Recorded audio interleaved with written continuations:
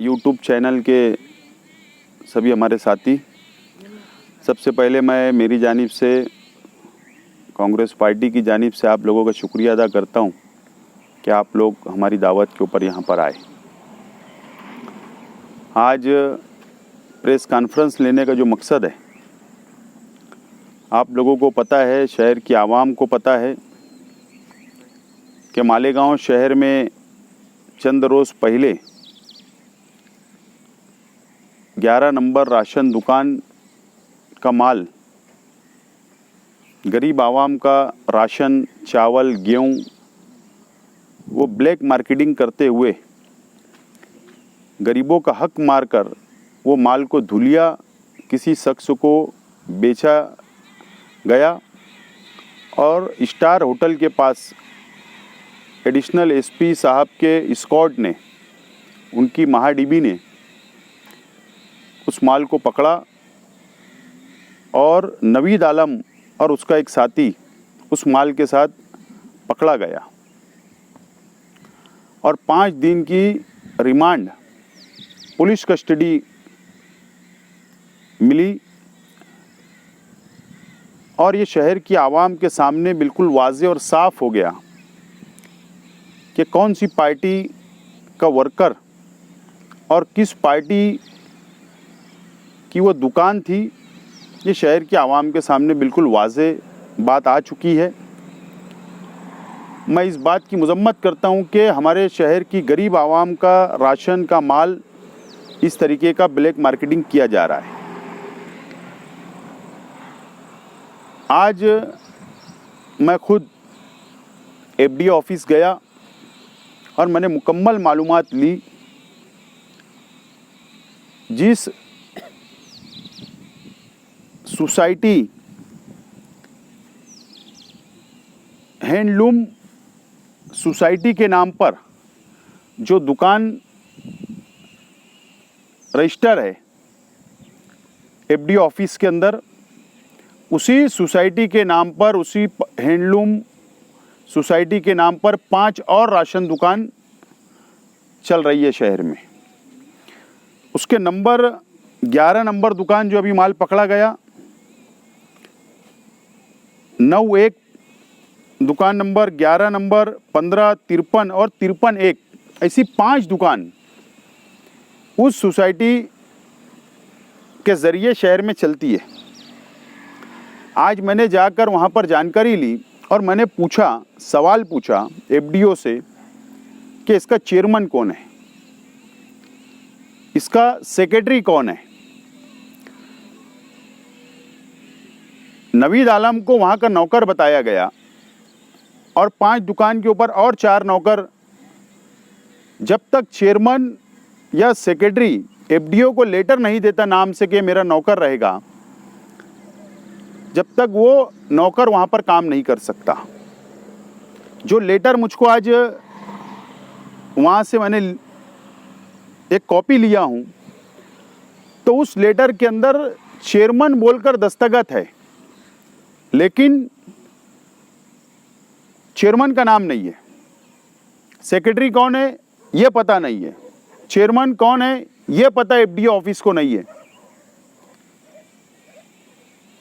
सवाल ये है कि जिस लेटर हेड के ऊपर 5 नौकरों का नाम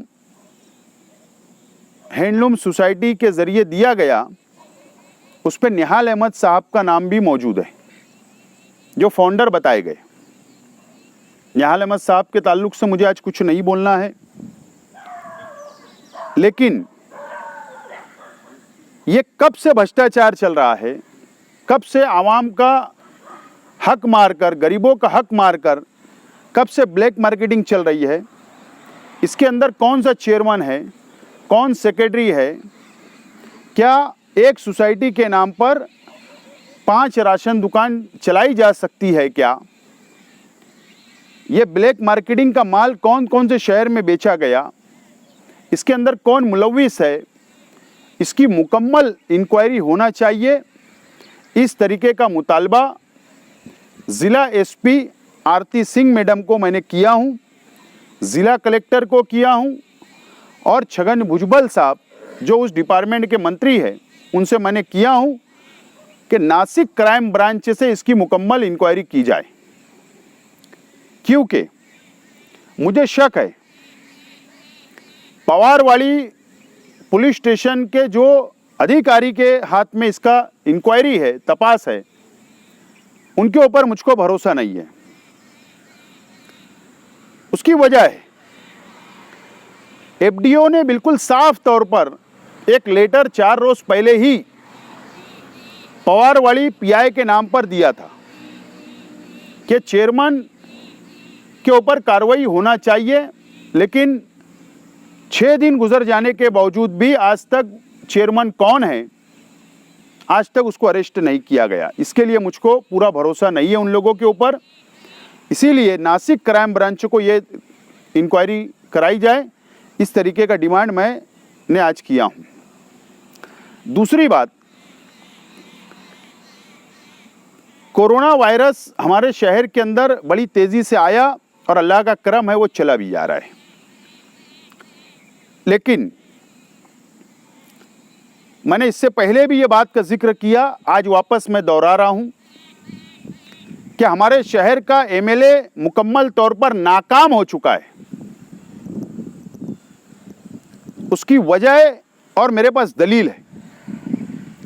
पूरे महाराष्ट्र में कोई भी शहर के अंदर कोऑर्डिनेटर ऑफिसर नहीं भेजा गया, क्योंकि वहां का लोक प्रतिनिधि, वहां का एमएलए बहुत मजबूत और ऑफिसरान से, डिपार्टमेंट से, सरकार से काम लेने के काबिल है, और हमारे शहर का नुमाइंदा बिल्कुल नाकाम साबित हो चुका है। ये गवर्नमेंट भी समझ रही, और गवर्नमेंट ने समझते हुए पंकज आशिया को भेजा, सुनील कड़ासने साहब को भेजा, ताकि वो शहर के अंदर कोरोना वायरस का खात्मा करने में मदद करें। डिपार्टमेंट का एक जगह करके तालमेल से काम ले सके, इसके लिए गवर्नमेंट ने उनको भेजा। जबकि ये जिम्मेदारी शहर के एमएलए की होती कि वो पुलिस डिपार्टमेंट से काम ले, वो कारपोरेशन के डिपार्टमेंट से काम ले, वो महसूल डिपार्टमेंट से काम ले, वो हेल्थ डिपार्टमेंट से काम ले, वो एफडीओ ऑफिस से काम ले, वो हर डिपार्टमेंट, सरकारी डिपार्टमेंट से काम लेने की जिम्मेदारी शहर के लोक प्रतिनिधि की होती है, जो महाराष्ट्र गवर्नमेंट के अंदर नुमाइंदा होता है, असेंबली का मेंबर होता है। मुकम्मल तौर पर नाकाम साबित हुए शहर के एमएलए, और इसके लिए 2 ऑफिसर, आईएएस ऑफिसर रेंज के ऑफिसर को भेजकर बाकायदा डिपार्टमेंट के अंदर तालमेल हो, इसके लिए भेजा गया। ये शहर के नुमाइंदा नाकाम है, इसके लिए ये आज नौबत इस शहर के ऊपर आई। और शहर के एमएलए ने मुझ पर कई इल्जामात उनकी प्रेस कॉन्फ्रेंस के जरिए लगाए। अगर आप लोग चाहते हैं तो मैं उसका जवाब देने के लिए तैयार हूं। आज ये 2 ही बातों के ऊपर मुझे आज प्रेस कॉन्फ्रेंस लेनी थी, और मैं मुख्तसर में आप लोगों के सामने रखा हूं। अगर आपके पास कोई सवाल है, कोई सवाल करना चाहते हो, तो मैं उसका जवाब देने के लिए तैयार हूँ। आप पर जो क्या इल्ज़ामात लगाए गए और आप अपनी सफाई में क्या कहना चाहेंगे? सबसे पहले तो जितने भी इल्ज़ामात लगाए गए वो सभी झूठे हैं। इसके लिए मैं समझता हूं कि उसके ऊपर मुझे कोई जवाब देने की ज़रूरत नहीं है, लेकिन आप लोग अगर कोई सवाल करते तो उसका जरूर जवाब दूंगा मैं।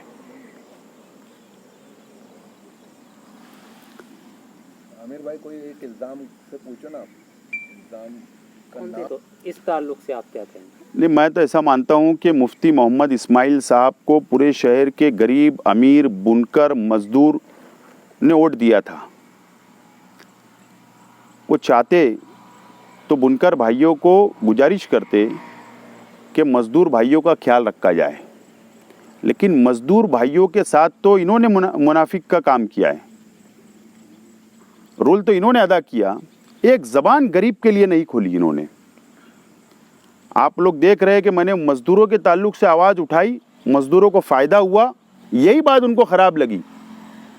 और आज आप लोग के सामने है कि साइजिंग एसोसिएशन के लोग मेरे पास वापस चल कर आए, वापस बुनकर भाई मेरे पास चल कर आए और मुझसे काम ले रहे, और मैं उनके काम के लिए आगे बढ़ गया हूँ। तो मुफ्ती मोहम्मद इस्माइल साहब मुकम्मल तौर पर नाकाम हो गए, क्वारंटाइन रहे, शहर के आवाम ने देख लिया, मुकम्मल तौर पर इस कोरोना वायरस के पीरियड के अंदर वो नाकाम साबित हुए।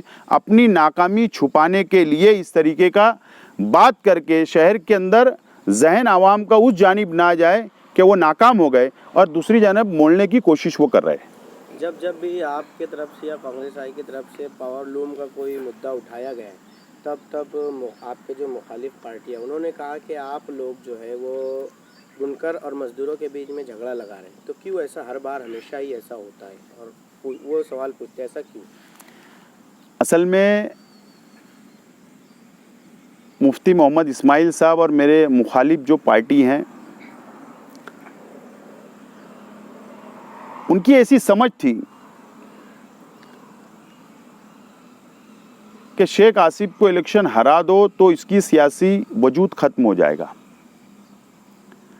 लेकिन शहर की आवाम ने देखा कि मैं इलेक्शन हारने के बाद दूसरे ही रोज़ से शहर में निकल गया और वापस आवाम के, चाहे वो गरीब हो, अमीर हो, मज़दूर हो, बुनकर हो, मैं उनके काम करने की शुरुआत मैंने कर दी। वापस मैं फील्ड पर आ गया, और इसीलिए वो ये कोशिश करते हैं कि ऐसे इल्ज़ामात लगाए जाए ताकि हमारे हौसले पस्त हो जाए। लेकिन हमारे हौसले पस्त होने वाले नहीं, हम हिम्मत हारने वालों में से नहीं है। इस तरीके के झूठे इल्ज़ामात लोग लगाते रहे। अगर ऐसा होता तो मेरे पास बुनकर काम लेकर नहीं आता। आज भी बुनकर मेरे पास आ रहा है और मैं पहले की तरह उनके काम कर रहा हूं, और मैंने कोई लड़ाई नहीं लगाई, मैंने कोई बुनकर के खिलाफ एफआईआर दर्ज नहीं करवाया, मैंने किसी बुनकर के कारखाने के बाहर धरना नहीं दिया, मैंने किसी को गाली नहीं दिया, किसी को धमकी नहीं दिया, बल्कि मैंने मज़दूर भाइयों के हक़ में अगर आवाज़ उठाई और उनको अगर फ़ायदा होता है तो एक मरतबा क्या, ऐसे में 10 मरतबा मज़दूर के ताल्लुक़ से आवाज़ उठाता रहूँगा। आपको लगता है क्या मालेगांव के जो अभी लोक प्रतिनिधि है इस राशन चोरी में शामिल? नहीं, मैं आज उनके ऊपर इल्ज़ाम तो नहीं लगा सकता हूँ, लेकिन वो सरपरस्ती ज़रूर कर रहे हैं ऐसे लोगों की। अगर ऐसा होता तो जो उन्होंने लेटर एफडीओ ऑफिस को दिया, वो मुकम्मल तौर पर ये बोलते कि ये दुकान नंबर की मुकम्मल इंक्वायरी होना चाहिए। उन्होंने ये नहीं बोला, उन्होंने घुमा फिरा कर ये बोला कि पूरे राशन दुकानों के अंदर कितना स्टॉक है, अलग अलग सवालात पूछे गए।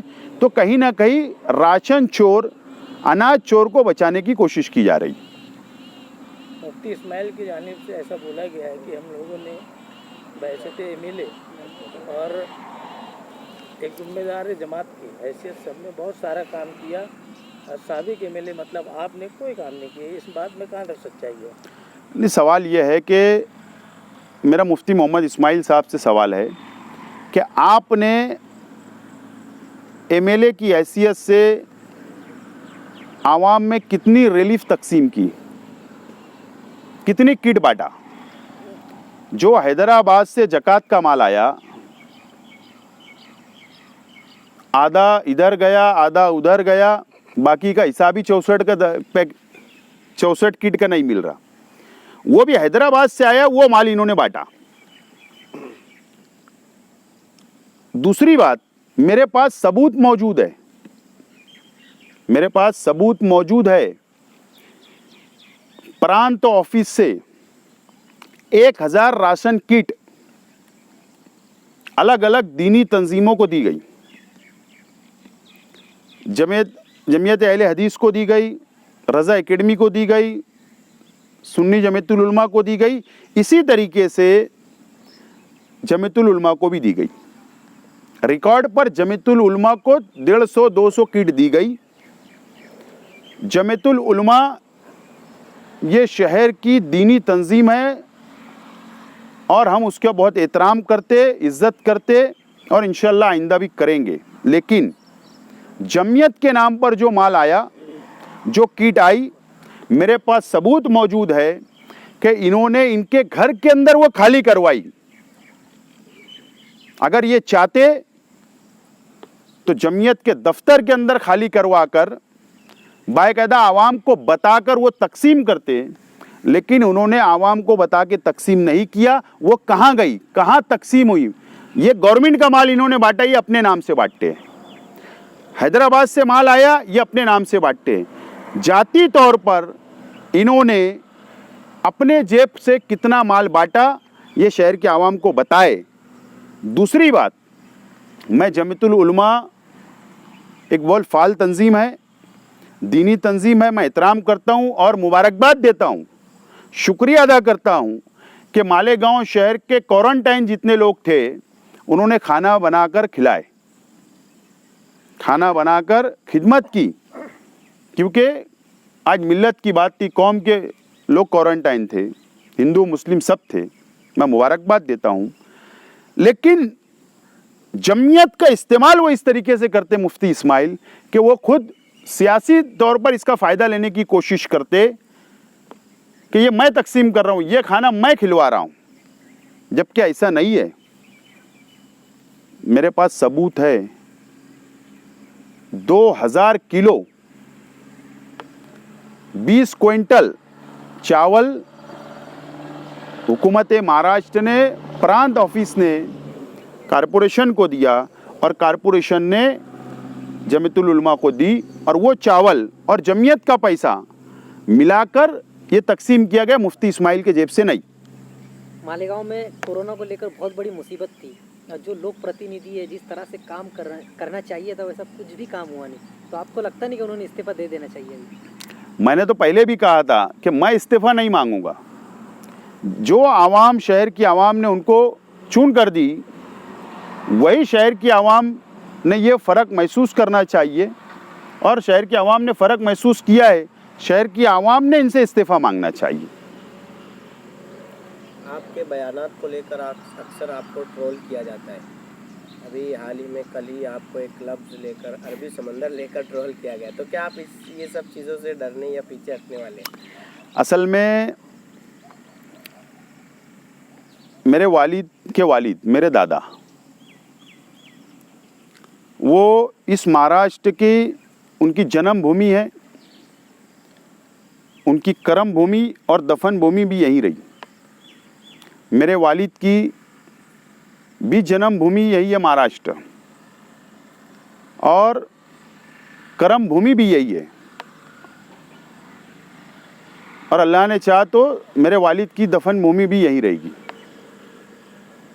और मेरी भी जन्म भूमि भी महाराष्ट्र है, कर्म भूमि भी है, और इंशाअल्लाह अल्लाह चाहेंगे जहाँ पर भी दफन हो जाऊंगा।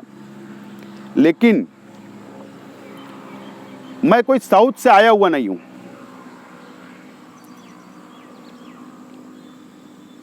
मैं महाराष्ट्र असेंबली के अंदर 5 साल मैंने गुजारा हूँ,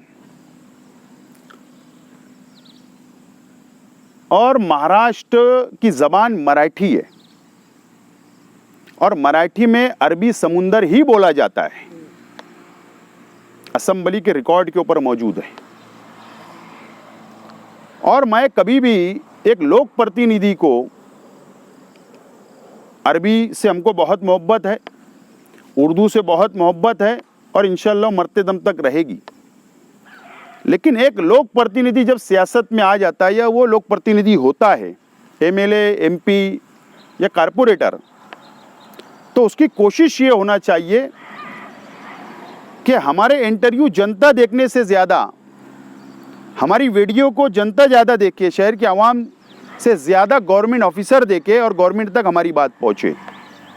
और इसके लिए आप लोगों ने देखा कि मैंने महाराष्ट्र की असेंबली के अंदर भी हमेशा मराठी जुमले का इस्तेमाल ज़्यादा किया।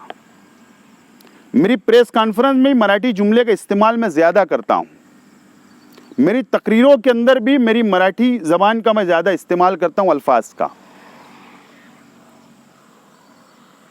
और यही वजह है कि ये शहर इन 5 सालों के अंदर पीछे हो रहा है। 2009 से 2014 तक भी पीछे हुआ, कोई काम नहीं हुआ, विकास नहीं हुआ, डेवलप नहीं हुआ, और ये 5 साल भी ऐसे ही जाएगा। निहाल अहमद साहब मराठी बोलते थे, मराठी जानते थे। शेख रशीद साहब मराठी जानते थे, मराठी बोलते हैं। शब्बीर सेठ साहब मराठी जानते हैं, मराठी बोलते हैं। हारून अंसारी साहब, आयशा हकीम साहिबा और मैं भी खुद, और असेंबली में स्पीच देना है तो अगर मैं ख़वातीन हजरात बोलूं तो वहां के असेंबली के ना एमएलए को समझेगा, ना मिनिस्टर को, ना ऑफिसरान को। महिला बोलना पड़ता है। अगर मैं बोलूंगा आपसे मैं गुजारिश करता हूं तो उनको कुछ नहीं समझेगा, तो विनंती बोलना पड़ता है। तो मैं मेरी बात को सरकार तक पहुंचाने की कोशिश करता हूं और सरकार तक मेरी बात को पहुंचे, मैं ऐसे जुमले का इस्तेमाल करता हूं ताकि मेरी शहर को उसका फ़ायदा मिले। और जो लोग इस तरीके का सोशल मीडिया के ऊपर, मैं समझता हूं पढ़े लिखे लोग ही ज़्यादा लिखते हैं, अब उनकी अक्ल कितनी काम कर रही है, उनकी तालीम कहाँ पर हुई है, वो खुद इस बात का सोचे कि हम कहीं कमज़ोर तो नहीं पड़ रहे। हमारी सोच महदूद सोच है, वो महदूद सोच को हमको निकालना पड़ेगा और एक बड़ी सोच रखकर हमारे शहर को तरक्की के रास्ते पर अगर ले जाना है तो बहुत बड़ी सोच रखकर हम लोगों को आगे बढ़ना पड़ेगा। मैं उनको यही मशवरा देना चाहूँगा इससे लोगों को कि आप लोग पहले इत्मीनान से स्टडी कर ले कि हर इंसान की अलग सोच होती है, अलग लीडर की सोच होती है और मेरी जो सोच है मैं उसके लिए आगे बढ़ रहा हूँ। अभी आपने बताया 2000 किलो गेहूं चावल जो भी था वो मुफ्ती साहब ने अपने घर पे उतारा और उनके ही पार्टी के मुत्तहदा मास के जो जिम्मेदार है उनकी दुकान से राशन चोरी हुआ। ये चोरी मंजरे आम पे आ गई, लेकिन उसके बाद भी अपोजिशन कांग्रेस पे इल्ज़ाम लगाती है कि ये चैंपियन चोर है। तो आप इसके बारे में किसे चोर कहलाएंगे? एक बात तो ऐसा है कि जिस दरख्त के ऊपर फल होता है वहीं पत्थर आते हैं और आज हम लोग कारपोरेशन पे इक्तिदार पर है और हमने कभी हमारी मौत हो जाए इसकी परवाह नहीं की। आज कोरोना वायरस के अंदर मैं खुद, मेरे वालिद खुद, मेरी मम्मी खुद, मेरा परिवार, हम लोग फील्ड के ऊपर रहे और फील्डों पे रहकर हम लोगों ने काम किया। कारपोरेशन के ज़रिए, हुकूमत के ज़रिए जितना आवाम को सहूलत पहुंचाना था हमने पहुंचाई।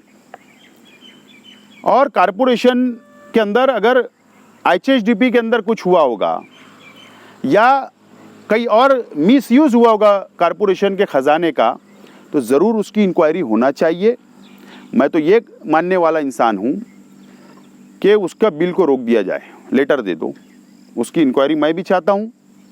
और अगर बहुत डीप में जाएंगे तो कौन कौन ठेकेदार उस वक्त थे, कौन लोगों ने आसिया पंकज साहब को घेरा हुआ था, कौन लोग पर्सनल मीटिंग कर रहे थे, कौन लोग आसिया पंकज साहब के हुक्म के ऊपर क्या क्या हुआ, ये मुकम्मल इंक्वायरी होना ही चाहिए। मैं भी इस मानने वाला हूँ और मुकम्मल तौर पर मैं आसिया पंकज साहब ने कौन कौन सा हुक्म दिया कारपोरेशन को, कौन कौन सा इंक्वायरी, कौन कौन सा हुक्म दिया, कौन कौन सा ऑर्डर दिया कि ये काम आप कर लो, किसको ठेका दे दो या कौन सी एजेंसी को नॉमिनेट कर दो, मैं इसकी भी इंक्वायरी कराने वाला हूँ आसिया पंकज साहब की।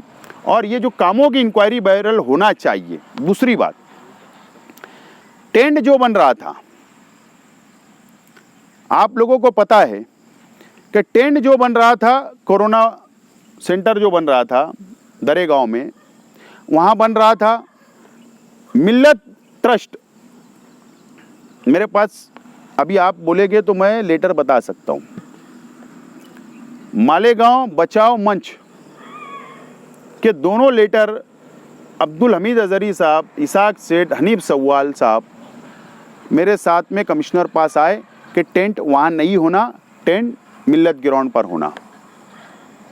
हम लोगों ने हामी भरी कि ठीक है, वहाँ नहीं, आप जहाँ चाहते हो वहाँ पर बनाया जाए। दूसरे दिन अब्दुल हमीद अजहरी साहब का बयान आ गया।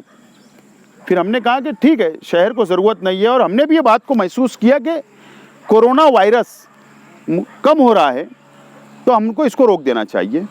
कांग्रेस पार्टी ने शेख रशीद साहब की क़यादत में खुद लेटर दिया, कांग्रेस के कारपोरेटरों ने, मैंने 3 लेटर दिया और वो टेंट का काम रुकवाया। और न तो मैं दावे से बोलता हूँ कि अगर जिस दिन हम लोग चाह लेते थे तो फजूल खर्चा करवाने का तो हम कर सकते थे, कोई रोक नहीं सकता था, लेकिन मेरा लेटर इतना हार्ड लेटर था कि सब लोग गवर्नमेंट ऑफिसरों को काम को रोकना पड़ा। हमने खुद उसको रोका। और ये जो लोग इल्ज़ामात लगाते हैं, वो लोग ने आज तक मेरे परिवार के ऊपर एक भी इल्ज़ाम साबित नहीं कर पाए, जितने इल्ज़ाम उन्होंने लगाए, एक एफआईआर सादी सी नहीं कर पाए। और आज तो चोर कौन है, राशन चोर, गरीबों का अनाज चोर कौन है, ये आवाम के सामने आ चुका। इसीलिए मैं चाहता हूँ कि इनको ऐसा लगता है तो ये लोग ने इंक्वायरी मांगना चाहिए हमारे परिवार की। दूध का दूध और पानी का पानी हो जाएगा। लेकिन असल में वो ये सोचते हैं कि असेंबली इलेक्शन झूठ इल्ज़ामात लगाकर जीत गए, तो वो ऐसा सोच रहे हैं कि आइंदा कारपोरेशन के इलेक्शन भी झूठे इल्ज़ामात लगाकर जीत लेंगे। लेकिन उनकी ये गैर समझ है। इंशाअल्लाह आइंदा कारपोरेशन का इलेक्शन भी हम लोग सच्चाई पे, शहर का हमने काम किया, पब्लिक का काम किए, इस बेस के ऊपर इंशाअल्लाह हम लोग ही जीतेंगे।